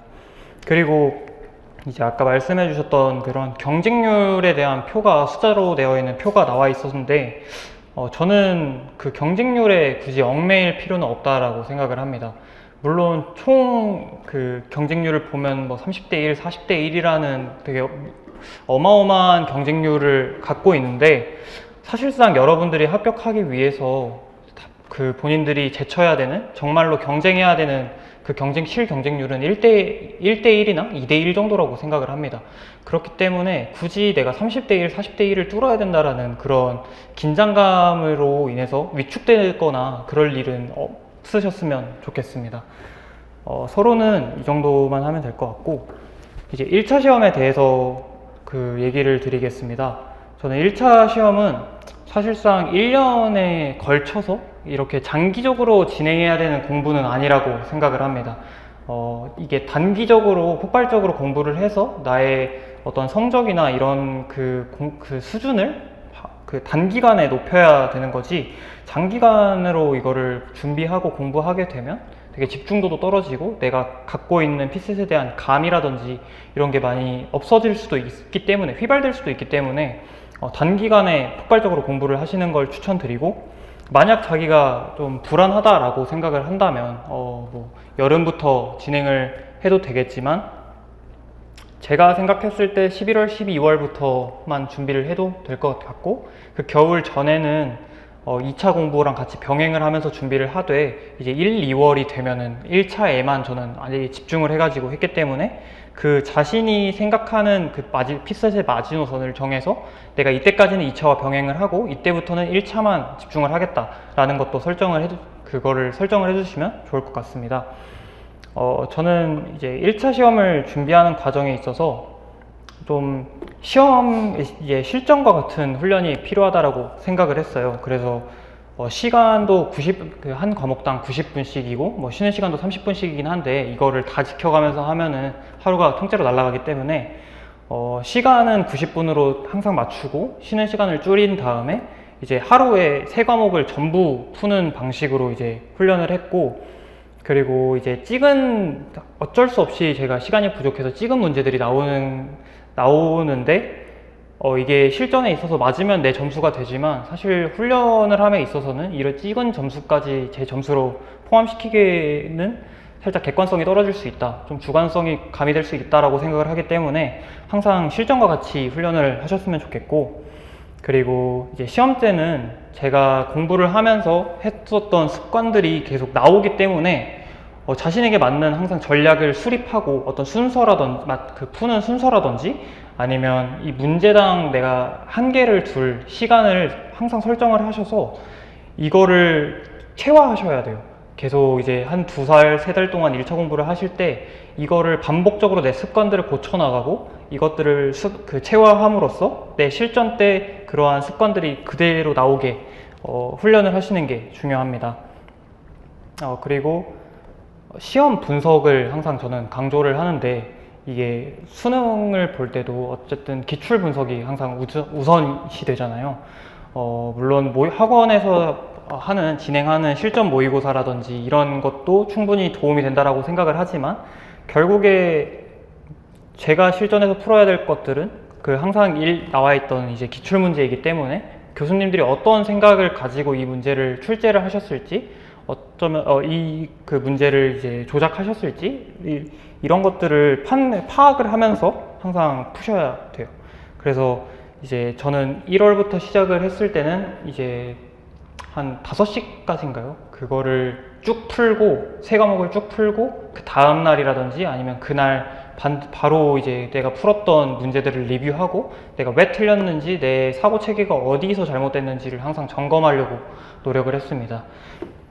그리고 이제 기출문제는 되게 5급은 한 10몇 년간에 걸쳐서 기출문제가 있고, 입법고시도 그에 비슷하게 있긴 한데, 입법고시는 살짝 행정고시를 준비함에 있어서는 그렇게 큰 도움이 되진 않는다라고 생각을 하기 때문에 5급, 7급 입시 순으로 풀어주시면 되게 도움이 될 거라고 생각을 합니다.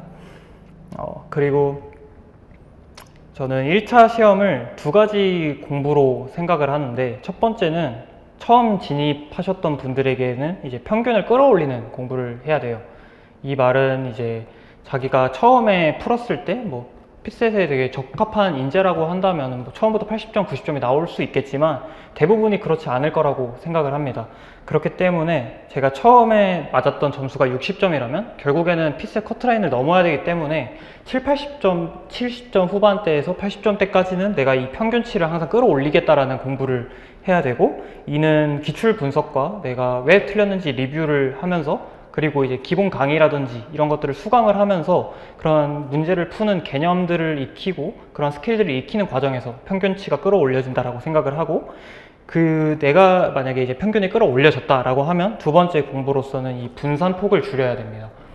이 말은 이제 평균을 끌어올렸으면 제가 만약에 80점대가 평균인데 어떤 시험에 가서는 75점을 맞고 어떤 시험에 가서는 85점을 맞는 이런 분산폭이 나타나게 되는데, 그런 것들은 이제 운으로 작용을 할 수도 있고 그날의 컨디션 등으로 되게 이게 좌지우지 될 수 있는데, 항상 실전에 있어서는 제가 평균이라고 가정했던 이제 평균이라고 세팅했던 그 점수가 나와야 되기 때문에 항상 공부를 할 때 내가 어디서 반복적으로 틀리는지, 내 사고 체계가 어떻게 부적절한지 등을 빠르게 파악을 계속 기출 분석하면서 빠르게 파악을 해서 결국에는 어떤 시험이 난이도가 되든 어떤 이렇게 어렵거나 뭐 쉽거나 하든 내 평균이라고 생각을 했던 그 점수가 나올 수 있게끔 이 분산폭을 줄여야 되는 공부를 해야 합니다. 그리고 이제 그 다음으로 이제 자료 해석 같은 것들은 공부를 하다 보면 되게 1, 2, 3, 4, 5번이 되게 독립적인 경우가, 선지가 독립적인 경우가 많은데, 이럴 때 1번이 정답 같다라고 생각이 들 때가 있어요. 분명히 근데 이제 1, 2, 3, 4, 5번을 다 좀 정답 개수를 섞어서 내야 되기 때문에 그래도 1번이 항상 정답이라고 생각되는 경우가 있는데 되게 불안하잖아요, 이런 경우가. 그럴 때는 3, 4번으로 넘어가려 하지 말고 1번을 두세 번 봐서 확실하게 1번이다 라고 생각이 되면 그냥 찍고 넘어가시는 게 좋습니다. 이거는 시험을 어떻게 내가 이 레이스를 어떻게 내가 조절하는 그 부분에 있어서의 문제이기 때문에, 이게 만약 여기서 3, 4번까지 계속 확인하게 되면 내 페이스가 늦어질 수가 있기 때문에 항상 그냥 1번이 정답일 것 같다 하면 두세 번 체크하고 그냥 넘어가시기 바랍니다. 그리고 이제 문제는 항상 이 시간당 마지노선을 항상 정해야 되고, 내가 만약에 이 문제를 보고 30초 만에 구조가 파악이 안 된다, 30초나 1분 정도 만에 근데 이 문제가 구조가 파악이 안 된다라고 생각을 하면 바로 넘어가시면 좋겠어요. 사실 그 이상 생각을 해도 전혀 이제 생각이 막혀 있거나 당황하게 되면 더 이상 나아갈 수 없게 되는 경우가 있고, 그러면 내 문제, 이 레이스가 엉망이 되기 때문에 그냥 하나쯤은 넘어가지 뭐. 어차피 이제 2.5점이기 때문에, 내년까지는 2.5점이기 때문에 그냥 빠르게 넘어가고, 이제 제가 생각했을 땐 40번까지는 한 번씩은 이 문제를 다 파악을 해야 되기 때문에 그 문제당 시간 마지노선을 정하고 빨리빨리 넘어감으로써 이제 40번까지 터치를 하고 OMR 체크를 하는, 쟤는 그렇게 했었는데, 그런 방식으로 이 문제 전반적인 난이도라든지 아니면 내가 풀 수 있는 문제들을 빨리빨리 파악을 해가지고 점수를 차곡차곡 쌓아 나가야 됩니다. 네. 그리고 기출 분석을 이제 되게 어떻게 해야 되냐라는 질문들이 있는데, 기출 분석은 그냥 틀린 것만 하지 말고 맞은 것도 왜 맞았는지, 이 선지가 왜 틀렸는지, 여기서는 이 선지가 왜 틀렸는지는 그런 구별하는 게 있고, 이제 상황 판단 같은 경우에는 퀴즈 같은 부분에서는 이렇게 생각을 해야 되는구나 라는 것들을 이제 그냥 그때는 시간 제한이 없기 때문에 천천히 리뷰를 하면서 다 돌아보고, 법조문에서는 이게 왜 문제가 되지? 라는 것들을 되게 잘 파악을 해야 돼요.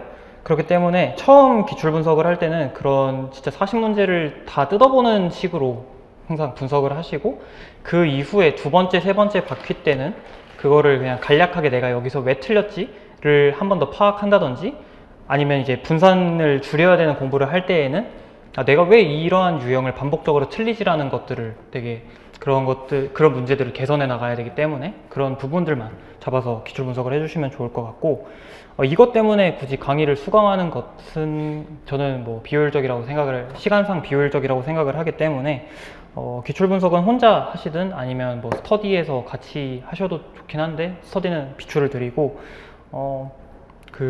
다들 아시다시피 그 밤도리 피셋 그걸 아실 거라고 생각을 네, 그거 참고해 주시면 좋을 것 같아요. 그리고 시험 때 저는 시험장에서 되게 그 쉬는 시간에 다음 과목을 뭐 문제를 풀어보거나 기출 문제를 다시 한번 뭐 풀어보는 그런 예열 과정을 굳이 추천드리진 않고, 그 시험장에서 그런 예열이나 아니면은 그때 뭐 기출 분석을 다시 한다든지 하는 것들은 내가 아직 피셋이 준비가 안 되었다고 생각을 해요. 그렇기 때문에 저는 이제 그 전에 열심히 준비를 했기 때문에 거기서는 그냥 30분 동안 엎드려가지고 자고 이랬었거든요. 그냥 마인드셋 다시 정리하고. 그러니까 굳이 이제 거기서까지 더 피로를 누적시키지 마시고, 그게 되게 긴 시간이잖아요. 그렇기 때문에 그냥 그 초콜릿 하나 먹고 그냥 엎드려서 자다가 이제 화장실 갈 때 화장실 가고 이런 식으로 되게 조율을 하시면 좋을 것 같습니다. 그리고 마지막으로 1차 시험은 반드시 합격을 해야 됩니다. 이 1차 시험을 합격하지 못하게 되면 뭐 최종 합격이 어려워지는 것도 물론 맞는데, 이 2차 이 삼순환 기간에 대한 삼순환 기간 공부가 되게 밀도가 달라진다라고 생각을 해요. 저도 뭐 스터디를 하면서 이제 피셋이 되신 분과 안 되신 분 이렇게 같이 공부를 해봤었는데, 된 사람과 안 된 사람의 공부 밀도 차이가 너무 극심하기 때문에 거기서 이제 차이가 벌어지게 되거든요. 특히 이제 진입하신 분들에 있어서는 그 차이가, 내가 같이 진입을 했을 때 이 사람은 됐고 나는 안 됐을 때 그 공부량, 밀도 차이가 정말 확연하게 차이가 나기 때문에 처음 진입하셨을 때 2차 과목에 대한 부담감 때문에 막 1차를 흔들려 하지 마시고 그냥 1차를 반드시 잡고 2차를 내년에 가겠다라고 생각을 해도 될 것 같습니다. 네, 1차는 반드시 합격하셔야 됩니다. 그리고 이제 2차 시험에 대해서 말씀을 드리겠습니다. 2차 시험은 제가 생각했을 땐 이게 어쨌든 상대평가이다 보니까 자기가 객관성을 가져야 되는 객관성을 파악하는 것이 가장 중요하다고 생각을 합니다. 그 말은 내가 주관적으로 나 뭐 시험에서 모의고사에서 이 정도 나왔으니까 시험에서도 이 정도가 나오겠지? 라는 그런 아니라는 생각은 자신에게 독이 될 수도 있기 때문에 학원 모의고사라든지 아니면 기출문제를 풀어보면서 그 모범 답안과 비교를 해가면서 내가 실력이 어느 정도 되는구나, 아니면 내가 이러한 같이 경쟁하는 사람 가운데서 이 정도 성적이, 이 정도 수준이 되는구나 라는 것을 파악하는 것이 굉장히 중요합니다. 그리고 그러한 모의고사나 기출문제 풀이를 통해서 내가 모르는 것이 무엇이고 내가 얼만큼 아는지를 파악할 수 있기 때문에 이는 그 추후에 있을 공부에도 가장 도움이 된다고 생각을 해요. 그렇기 때문에 이제 문제를 항상 풀어보되 혼자 그냥 풀고 넘어가지 마시고 항상 이제 그냥 답안지 보고 베껴 쓴 다음에 내가 아는 것처럼 넘어가면 그거는 진짜 독이 되기 때문에 이런 모의고사에 오셔서 같이 이제 응시를 하시고 자기의 객관적인 지표를 파악을 하신다든지 아니면은 뭐 2차 스터디를 통해서 내가 스터디원 사이에서 어느 정도 실력을 가지고 있다라는 것을 파악하시는 것이 가장 중요합니다. 그리고 삼순환 시기는 제가 알기로는 뭐 경제학, 행정법, 뭐 이렇게 행정학, 정치학, 재경학 이렇게 진행이 되는 것으로 알고 있는데, 삼순환 시기에 당의 순환 과목과 그 다음 과목을 같이 병행할 수 있도록 준비를 하는 것이 좀 중요하다고 생각을 합니다.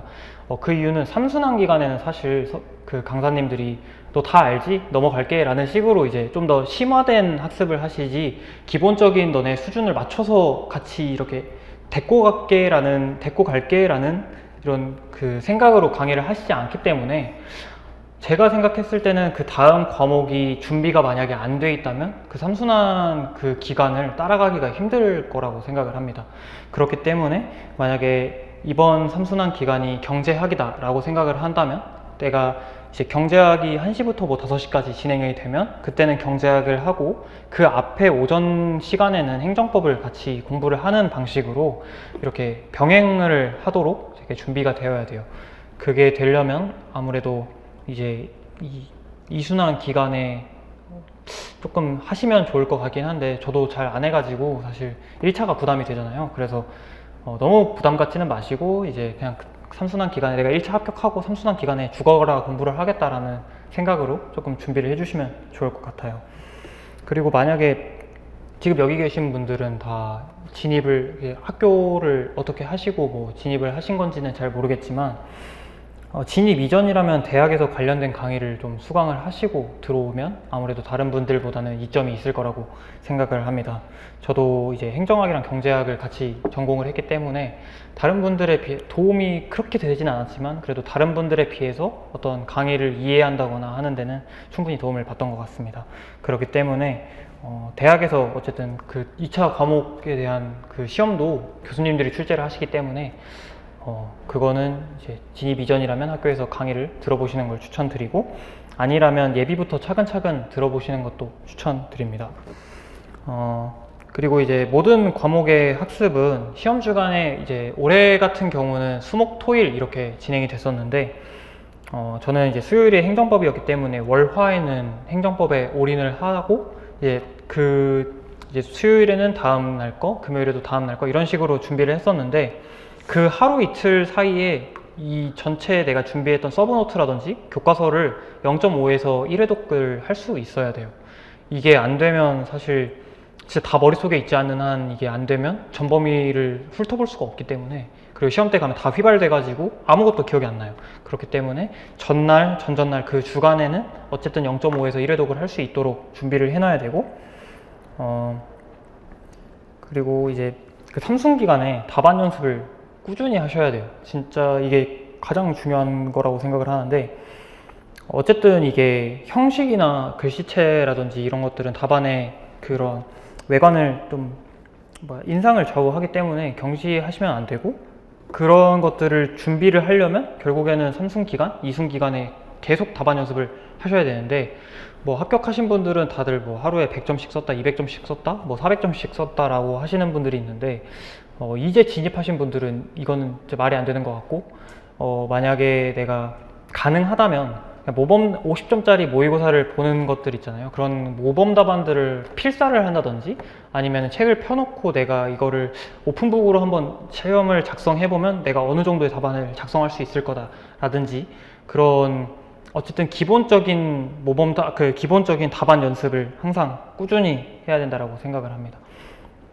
저도 이거를 이제 2차 때 그 경제학 스터디를 거의 일주일 내내 했었거든요. 아침에 2시간씩 항상 10문제씩 푼다라는 식으로 해서 했었는데 그때도 항상 답안 형식을 그대로 갖춰서 답안을 썼었고 내가 10문제를 못 풀더라도 항상 3-4문제만 풀어도 2시간은 금방 가기 때문에 그거를 다 못 풀어도 내가 항상 답안의 형식을 갖춰서 풀려고 노력을 했고 그리고 그 답안을 서로 같이 돌려보면서 얘는 이렇게 썼네 막 이런 식으로 뭐 피드백도 같이 해주고 그러면서 이제 아까 말했던 객관성도 같이 파악할 수 있습니다.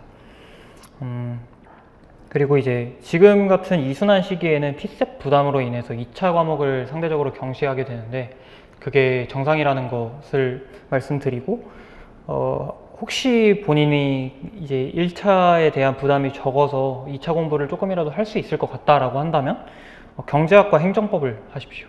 항상 경제학은 문제풀이로도 충분하고 행정법은 저는 그때 이순환을 인강으로 그냥 들었었는데 그 사례 연습집 가지고 이제 어떻게 문제를 풀어야 되는지 그런 그 목차라든지 이런 이제 형식들을 다 알려주시기 때문에 그 행정법을 그러니까 열심히 듣지 말고 한 1.6배에서 1.8배속 정도로 해가지고 내가 계속 양념을 바른다라는 식으로 계속 공부를 했던 것 같습니다.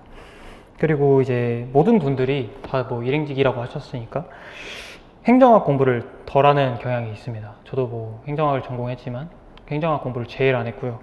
그래서 점수가 그렇게 나왔는지는 모르겠지만 그 행정학 공부를 되게 합격자 분들이든지 수험생 분들이든지 되게 추상적인 학문이기 때문에 공부를 덜 하는 경향이 있는데 삼순환 기간에는 어쨌든 해야 되니까 이걸 안 하면은 과락을 맞고 내가 그 평균을 넘더라도 불합격할 수 있는 그런 무시무시한 이런 일이 일어날 수 있으니까 스터디를 통해서 그냥 답안을 강제적으로 학습하는 그런 강제적으로 연습할 수 있는 그런 이제 강제성을 부여하는 것이 제가 생각했을 땐 해답이지 않았나라고 생각을 합니다. 그리고 이제 1순환 시기에는 사실상 어떤 과목이든지 그 과목에 대한 전반적인 이제 파운데이션을 잡는다라고 생각을 하는데 이 시기에 내가 무엇을 병행해도 될까요? 라는 병행해도 될까요? 아니면 이 과목만 해도 될까요? 라는 질문을 많이 받는 것 같은데 1순환 시기에는 사실 그걸 듣는다는 것 자체가 이제 진입을 이제 시작을 했다든지 아니면 내가 이 과목에 대한 기초가 부족하다든지 라는 것을 방증하기 때문에 이제 그 1순환 시기에는 그냥 그 과목만 하는 것이 가장 정답이라고 생각을 합니다. 그걸 이제 예습하고 복습하고 모의고사까지 보는 것, 그 과정만으로도 스트레스를 엄청 받는 일이고 굉장히 힘든 일이기 때문에 1순환 기간에는 그 과목만 착실하게 이제 기초를 닦아놓는 것이 가장 중요하다고 생각을 합니다. 그리고 이제 제가 행정법과 경제학만 조금 얘기를 드리고 싶은데 이제 행정법은 아까 말씀드렸다시피 이제 수목토일 이러면 수요일에 첫날에 시작이 됐기 때문에 월화에는 쟁점 암기장을 1회독 할 수 있게끔 준비를 해놔야 돼요. 되게 판례집이나 아니면은 교과서를 봐도 될까요? 라는 봐야 될까요? 라는 물음을 되게 많이들 가지시는데 저도 그랬고 교과서를 보는 거는 굉장히 아니란 생각이고 사실 교수님들한테는 죄송하지만 수험생 입장에서 이 짧은 시간 안에 이 합격할 수 있는 공부를 해야 되는데 교과서를 보게 되면 사실상 고득점을 할 수는 있지만 잘못하면은 저득점을 해가지고 과락을 맞을 수 있기 때문에 교과서는 내가 이 쟁점 암기장을 보면서 이 부분이 이해가 안 될 때 그 부분만 발췌해서 듣는 식으로 교과서를 활용하시는 게 좋고 그게 안 된다, 그게 그렇게까지 할 시간이 없다라고 하면은 실강이나 인강을 통해서 이제 질문을 할 수 있잖아요. 조교분들이나 교수님들한테 질문을 할 수 있으니까 그 부분을 되게 활용을 하시면 될 것 같아요. 그래서 이제 제가 말씀드리고 싶은 건 쟁점 암기장을 1회독 할 수 있을 정도로 준비를 해놔야 되는데 제가 이제 판매되는 이런 쟁점 암기장을 다 봤을 때 가장 문제가 되는 건 판례 부분이거든요. 판례가 되게 간략하게 서술이 되어 있고 이 책에 들어갈 정도로만 서술이 되어 있는데 시험에 있어서 판례 문구를 정확하게 적어내는 것이 가장 중요하다고 생각을 해요. 그렇기 때문에 만약 쟁점 암기장을 보면서 이 부분 판례가 너무 부족한 것 같다라고 생각이 든다면 그 판례집이나 아니면은 법원 포털 같은 게 그 사이트가 있어요. 그거를 판례집을 볼 수 있는. 그래서 그 사건 번호를 쳐가지고 이제 판례 번호를 쳐서 그거를 검색하신 다음에 포스트잇 같은 거에다가 이제 정확한 판례 문구를 풀로 적어서 그거를 쟁점 암기장에 붙이는 방식으로 나만의 이제 서브노트를 완성시키는 것이 중요하다고 생각을 합니다. 그리고 이제 홍보를 하는 건 아닌데 제가 도움을 받았던 게 이제 박도원 선생님 그 삼순 기간에 자료로 배부됐던 그 법전형 모의고사 그게 있는데 그게 아마 그 로스쿨 학생들을 위해서 이제 모의고사를 만든 걸로 알고 있는데 그것도 이제 그 로스쿨 교수님들이 다 만드시거든요. 그 모의고사가 되게 시의성이 높고 그 교수님들이 이번에 중요하게 생각하는 주제가 뭘까라는 거를 알려주는 거기 때문에 저는 그 자료를 박도원 선생님 강의를 수강하든 아니면 어떻게 지인분들을 통해서 자료를 얻든 간에 한 번쯤은 참고해 볼 만하다. 삼순 기간에 시험 전에 딱 참고해 볼 만하다. 저도 제가 생각하기로는 이번 행정법 이문을 거기서 한번 봤던 걸로 기억을 해요. 그래서 되게 도움을 많이 받았고 그리고 이제 2순환 시기에는 아까 말씀드렸듯이 그 강의 통해서 빠르게 그냥 한 달 안에 12월 한 달 안에 그냥 바로 끝내듯이 아니면 1월에 한 달 안에 다 끝낸다든지 해서 사례 연습을 그냥 무한 반복을 하는 게 중요한 것 같습니다. 그리고 경제학은 일단 내가 어떤 문제를 풀었을 때 문제가 안 풀린다 라고 하면 이거는 개념의 부족일 수도 있는데 그냥 문제를 안 풀어본 거기도 하거든요. 그래서 문제 양치기를 일단 많이 해야 돼요. 진짜 문제를 반복적으로 해서 풀고 연습책이 400문제, 500문제쯤 되니까 그것만 봐도 솔직히 합격을 할 것 같긴 한데 그걸로는 커버되지 않는 부분도 있기 때문에 뭐 다른 강사님들의 뭐 이런 뭐 문제집을 푼다든지 해둔 것도 되게 중요한 것 같지만 일단 전반적으로 이제 문제 양치기는 무조건 필수입니다. 거시경제학이든 미시경제학이든 국제경제학이든 무조건 양치기를 해서 이런 문제 유형이 출제되고 내가 그럴 때 어떻게 답안을 작성해야 되겠구나라는 그런 감을 잡을 수 있기 때문에 반드시 했으면 좋겠고, 그리고 경제학, 특히 경제학에서 답안 서술을 할 때 경제학적 사고가 되게 중요하다고 생각을 합니다.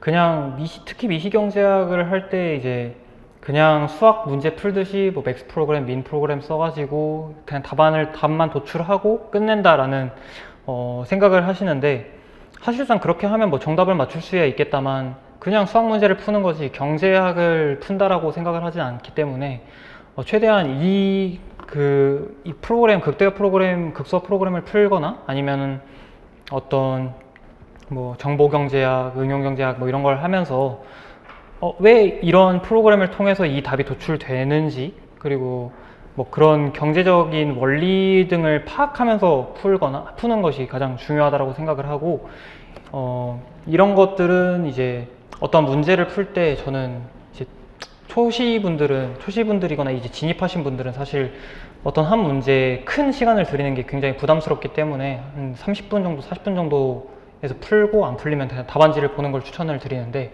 조금 공부가 됐다라고 생각을 한다면 이제 한 문제를 가지고 한두 시간 정도를 고민을 해보면서 이 문제는 왜 이 원리가 도입이 돼야 되고 내가 왜 그런 생각을 했는지를 좀 한번 검토를 해보는 것이 중요합니다. 특히 기출문제를 풀어감에 있어서는 그런 경제학적 원리가 굉장히 중요하다고 생각을 합니다. 그리고 이제 올해부터 선택 과목이 폐지돼서 이제 저희는 4과목을 봤었는데, 그것 때문에 이제 선택 과목에 있던 국제경제학이라는 과목이 경제학에 편입이 돼서 문제가 출제될 가능성이 굉장히 유력합니다. 그 부분에 있어서는 황정효 선생님도 굉장히 강조를 많이 하셨고, 이번 경제학 사문에서도 국제경제학이 출제가 돼서 많이 당황스럽게 했었는데, 그렇기 때문에 거시뿐만 아니라 국제경제학을 준비를 반드시 해야 돼요. 한 문제는 출제된다라고 생각을 하시고 국제경제학을 준비를 하시되, 이제 너무 과하게 막 2순환, 3순환까지 듣는 것보다는 이제 시간이 많이 없으실 거라고 생각이 드니까, 그 3순환 기간에 1순환 강의를 좀 인강으로 한번 빠르게 들어보겠다라는 뭐 방식이라든지 시간이 된다면 이 순환 기간 중에 국제경제학 1순환을 한번 들어보시는 걸 굉장히 추천드립니다.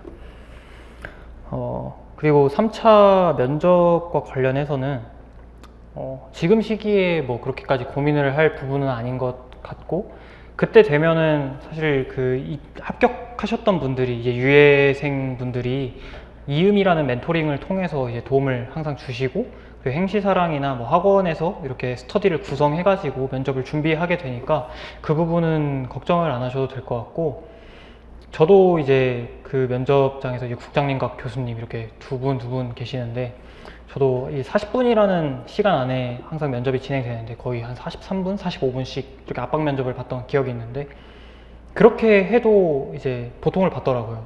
그러니까 그때 되면은 내가 미흡받으면 어떡하지라는 그런 되게 추상적인 좀 걱정들을 많이 하시는데, 되게 다 잘 말씀을 하시고 2차를 통과하실 분들이라면 면접에서도 그렇게 큰 걱정이 없기 때문에 면접은 너무 그렇게 지금은 고민을 안 하셔도 될 것 같습니다. 그리고 마지막으로 이제 생활적인 측면에서 이게 아무래도 짧게 보더라도 1년 정도를 준비하는 시험이기 때문에 체력 관리가 굉장히 중요하다고 생각을 해요.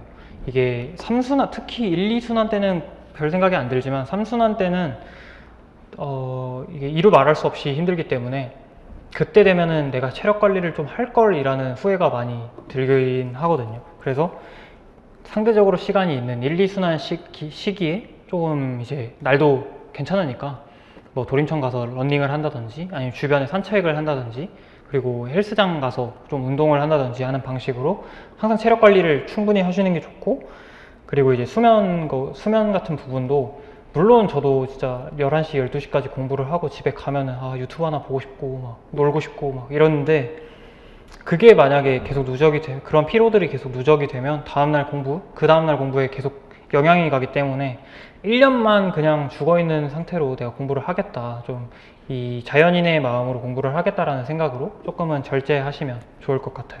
이게 시험이 끝나면 진짜 막 뭐 아이폰 유저들은 아시겠지만 스크린 타임 막 10시간씩 지킬 정도로 막 유튜브 보고 그러시니까 진짜 그때 그러한 밝은 미래를 좀 상상을 하시면서 조금은 절제를 하시는 게 좋을 것 같습니다. 그리고 영양제 같은 부분은 뭐 필요하시면 드시는 게 좋은데 뭐 비타민 같은 거나 뭐 눈 영양제 이런 것들은 그래도 다들 필수로 드시니까 뒤처지지 않는 정도로 영양제 같은 것도 챙겨 드시면 좋을 것 같습니다. 그리고 제가 이제 작년에 2차 종합반을 하면서 그래도 좋았다라고 느끼는 점이 아까 말씀하셨던 그 복습 동영상이 진짜 좋아요. 제가 물론 이 수업 시간에 집중을 안 하는 것은 아니지만 제가 계속 이제 수업을 듣고 막 경제학을 듣고 막 두세 달이 지나서 다시 그 문제를 풀게 되면 굉장히 문제는 풀 수 있지만 경제학적 함의라든지 이런 것들이 생각이 안 날 때가 있는데 그럴 때 저는 그냥 부담 없이 그냥 복습 동영상 신청해가지고 그 부분만 발췌해서 듣고 아니면은 이제 정리 강의 자료를 이제 써주시는 분이 계신데 그분이 굉장히 글씨가 좋아가지고 그분 거 보면서 이렇게 다시 한번 리마인드하고 다시 이제 발췌해서 듣고 했던 기억이 있습니다. 너무 좋고 근데 이거는 이제 말씀하셨듯이 이제 독이 될 수 있기 때문에 굉장히 좀 자기가 생각했을 때 좀 정상적인 방법으로 잘 사용을 하셔라 라고 말씀을 드리고 두 번째로 스터디 튜터링이라는 게 있는데 1순환, 2순환 경제학 때 이제 합격자분이 오셔가지고 고득점에 하셨던 분이 오셔가지고 이제 스터디를 통해서 이제 어떤 팁을 전수해주고 아니면 뭐 경제학 문제를 푼다든지 저는 2순환 시기에 경제학 스터디를 할 때 그 해 입법고시 재경직 수석분이 오셔가지고 튜터링을 해주셨는데 그때는 저희는 경제학이 필요 없으니까 그냥 1차 튜터링을 해달라 해가지고 그냥 피셋 엄청 팁 같은 거를 전수받고 그 이후에도 계속 만날 때마다 막 고민 상담 같은 것도 해주시고 해주셨는데 그런 튜터링을 통해서 조언이라든지 고민 상담을 하는 것도 물론 좋지만 만약에 주변에 그렇게 뭐 합격생이 없다라고 저도 뭐 거의 없었기 때문에 없다라고 생각을 하면 그 튜터링을 통해서 내가 알고 있는 지인이나 그런 분들을 통해서 이제 뭐 동기부여를 받을 수도 있거나 아니면 이제 수험생활 기간 그 중에 이제 뭐 조언이나 아니면 시험 직전에 내가 어떻게 공부를 해야 되는지에 대한 조언을 꾸준히 받을 수 있기 때문에 그런 인연을 만드는 데에서도 되게 좋았던 것 같습니다. 저는 이상으로 이제 다 마치고 혹시 질문 있으시면 제 질문을 받겠습니다. 네, 편하게 말씀해 주시면 좋을 것 같아요.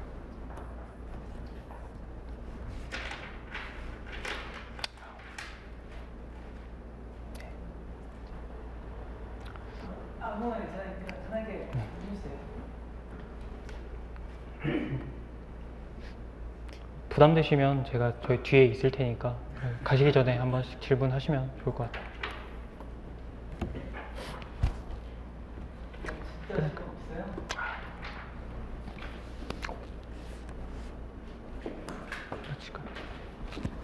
네, 이상으로 질문 없으시면 마치겠습니다. 감사합니다. 설명회를 진짜 많이 진행했는데 이렇게 차분하고 그리고 이제 이렇게 질문이 없었던 적은 없었거든요. 제가 또 항상 하는 말이 이제 질문을 하는 게 정말 중요한 거예요. 네. 제가 잘 모르면은 이제 공부적인 측면에서 봤었을 때 질문을 모르니까 못 하는 거죠. 네. 만약에 좀 안다고 하면은 질문할 건 많이 생길 거예요. 네. 그러니까 이제 앞으로 이제 공부를 하신다라고 하면은 질문을 어떻게든 하려고 노력을 하셔야 돼요. 당연히 질문을 많이 한다고 하면은 그만큼 얻는 것도 많이 생기게 될 거고, 그리고 질문하려고 하는 의식적인 노력 자체가 이제 공부하는 데 도움이 많이 될 겁니다. 그러니까 앞으로 이제 공부하실 때 당연히 이제 질문하려고 이제 노력하셔야 돼요. 네. 그리고 이제 여러 가지 이야기 좋은 거 진짜 많이 해주셨는데, 가장 중요한 거, 피셋 무조건 빨리 합격해야 된다. 이건 진짜예요.